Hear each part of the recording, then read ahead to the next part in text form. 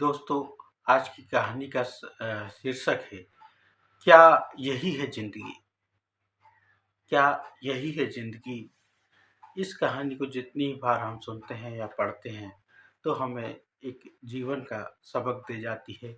आजकल की पाश्चात्य जीवन शैली में हम जो कुछ कर रहे हैं, जो कुछ सीख रहे हैं, उससे हमें आगे ज़िंदगी में क्या मिलता है, उसी के को टारगेट करती हुई एक ये कहानी है। एक व्यक्ति की कहानी है, जो यह देखता है कि उसने जीवन में क्या-क्या किया और उसे बाद में क्या मिलने वाला है। जीवन के 20 साल हवा की तरह उड़ गए। फिर शुरू हुई नौकरी की खोज। ये नहीं तो वो नहीं तो वो। ऐसा करते-करते 2-3 नौकरियां छोड़ी। उसके बाद फिर एक स्थिरता आई और एक नौकरी लग गई।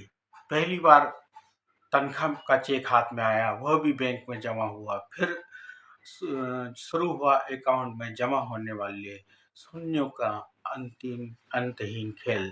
2-3 वर्ष और निकल गए, बैंक में थोड़े और शून्य बढ़ गए, उम्र 25 की हो गई।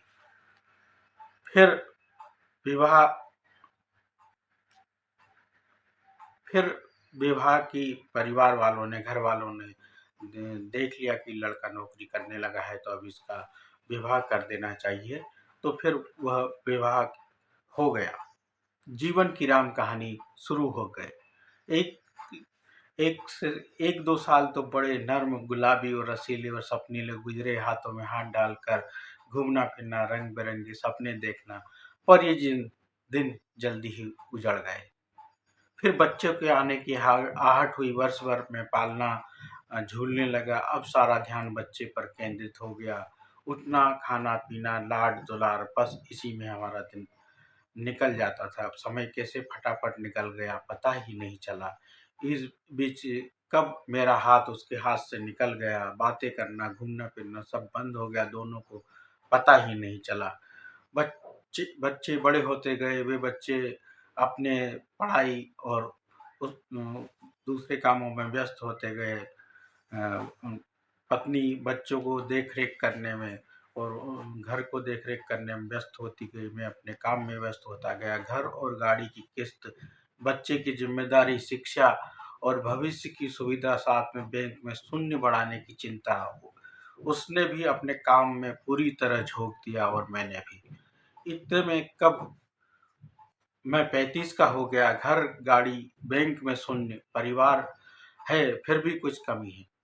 पर वो क्या है, समझ में नहीं आया। उसकी चिड़-चिड़ बढ़ती गई, मैं उदासीन होता गया। इस बीच दिन गुजरते गए, समय समय अपनी गति से आगे बढ़ता गया। बच्चे बड़े होते गए, उनका खुद का संसार तैयार होता गया।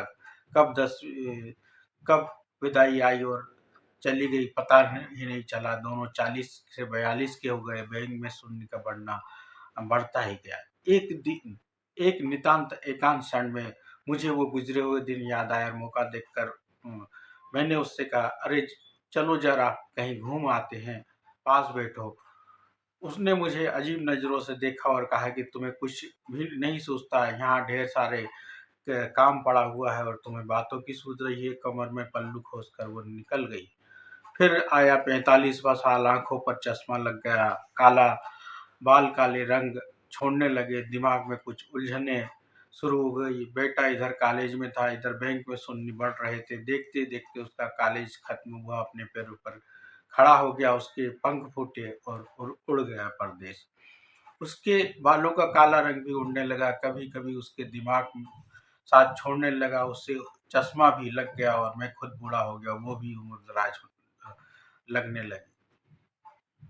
दोनों 55 से 60 की ओर बढ़ने लगे। बैंक के शून्यों की कोई खबर नहीं, बाहर आने जाने के कार्यक्रम सब बंद होने लगे। अब तो गोली दवाइयों के दिन और समय निश्चित होने लगे। बच्चे बड़े होंगे, हम सब साथ रहेंगे, सोच कर लिया गया घर अब बोझ बनने लगा। बच्चे कब वापिस आएंगे, यही सोचते सोचते बाकी के दिन गुजरने लगे। एक दिन यूं ही सोफे पे बैठा ठंडी हवा का झोंका आनंद ले रहा था। वो दिया बाती कर रही थी, तभी फोन की घंटी बजी। लपक के फोन उठाया, दूसरी तरफ से बेटा था। उसने कहा कि उसने शादी कर ली है और वह अब परदेश में ही रहेगा। उसने ये भी कहा, पिताजी आप बैंक के शून्यों को किसी वृद्धाश्रम में दे देना और आप भी वहीं रह लेना। कुछ औपचारिक बातें कहकर बेटे ने फोन रख दिया। मैं पुनः सोफे पर आकर बैठ गया। उसकी भी दियाबाती खत्म हो गई। मैंने उसे आवाज दी, चलो आज फिर हाथ में हाथ लेके बात करते हैं, तो तुरंत बोली, अभी आई। मुझे विश्वास ही नहीं हुआ।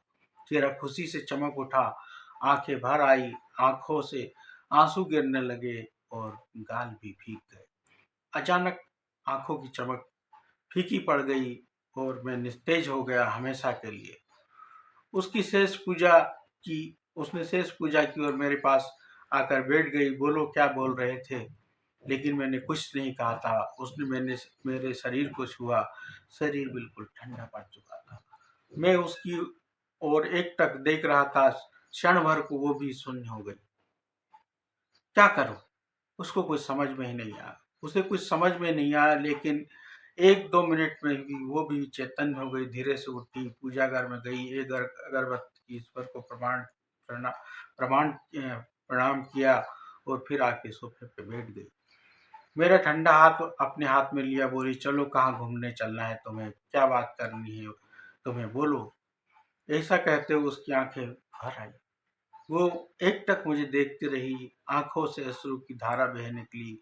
मेरा सर उसके कंधों पर गिर गया। ठंडी हवा का झोंका अब भी चल रहा था।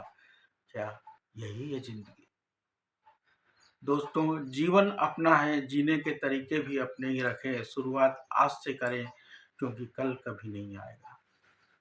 आम आदमी की जिंदगी इसी उधेड़-बुन में निकल जाती है कि बचपन से पढ़ाई में लग जाता है। पढ़ाई के बाद उसकी नौकरी की तलाश और फिर शादी हो जाती है। शादी के 1-2 साल अच्छे लगते हैं, फिर जिम्मेदारियों का बोझ आ जाता है, बच्चे आ जाते हैं। फिर हम अपना खुद का स्वयं का जीवन छोड़कर बच्चों की ज़िंदगी सँवारने में लग जाते हैं। लेकिन बच्चे पढ़ाई लिखाई में व्यस्त हो जाते हैं, बड़े होते हैं और फिर उन्हें कोई अ, साथ मिल जाता है, उनका विवाह हो जाता है, तो वो भी फिर नौकरी के लिए विदेश चले जाते हैं या परदेश दूसरे शहर में चले जाते हैं। उन्हें वो अपनी ज़िंदगी में व्यस्त और मस्त हो जाते हैं। माँ-बाप अकेले ही रह जाते हैं। हम अपने कामों में इतना व्यस्त हो जाते हैं कि हमें अपनी ज़िंदगी की कोई परवाह ही नहीं रहती। हम अपनी खुशी साथ में समय वाइफ पत्नी के साथ समय बिताना, पत्नी अपने काम में व्यस्त, हम अपने काम में व्यस्त और इसी में उधेड़-बुन में नौकरी और सब की चिंताएँ करते हुए जीवन निकलता जाता है और जीवन में हम खुशी के 2 पल नहीं जी पाते हैं। बच्चे के साथ जीने की इच्छा रहती है कि बुढ़ापे में सब लोग साथ में रहेंगे, लेकिन ऐसा होना आज की लाइफ में संभव होना नहीं रह गया है। तो दोस्तों, इस कहानी के माध्यम से हमने यह सीखने की कोशिश करी है कि हमें परिवार के साथ-साथ अपना जीवन भी व्यतीत करते रहना चाहिए। क्या पता हवा का यह गुब्बारा कब फूट जाए, कब उसमें से धीरे से हवा निकल जाए और हम इस दुनिया में अपनी ख्वाहिशें, अपनी इच्छाएँ, अपनी महत्वाकांक्षाएँ सब छोड़कर धीरे से अ, हम स्वर्ग की ओर चले जाएँ। पता ही नहीं हमारी ज़िंदगी कब खत्म हो जाए। तो दोस्तों, हमें अपना जीवन भी जीना है। बच्चों के लिए तो सब करना ही है, लेकिन उन ऐसे शिक्षा उन्हें देनी है कि सब मिल-जुल कर रहें और भविष्य में एक परिवार की तरह जिसमें दादा-दादी, अ, बच्चे, नाती-पोते सब मिल के रहें और एक-दूसरे के साथ रहने में ही सबकी खुशी और भलाई है। तो दोस्तों, ये थी हमारी आज की प्रेरक कहानी। अब ये कहानी अगर आपको अच्छी लगी है तो लाइक और शेयर ज़रूर कीजिए। यदि आपने हमारे चैनल को अभी तक सब्सक्राइब नहीं किया है तो कृपया सब्सक्राइब कर लें और बेल आइकन को ज़रूर दबा लें। आप अपना ध्यान रखिए और अपनी लाइफ में खुशी के 2 पल निकाल कर साथ में ज़रूर गुजारिए। पता नहीं कब किसका समय आ जाए और हमें ये धरती छोड़कर जाना। नमस्कार, सत श्री अकाल, जय हिंद, जय भारत।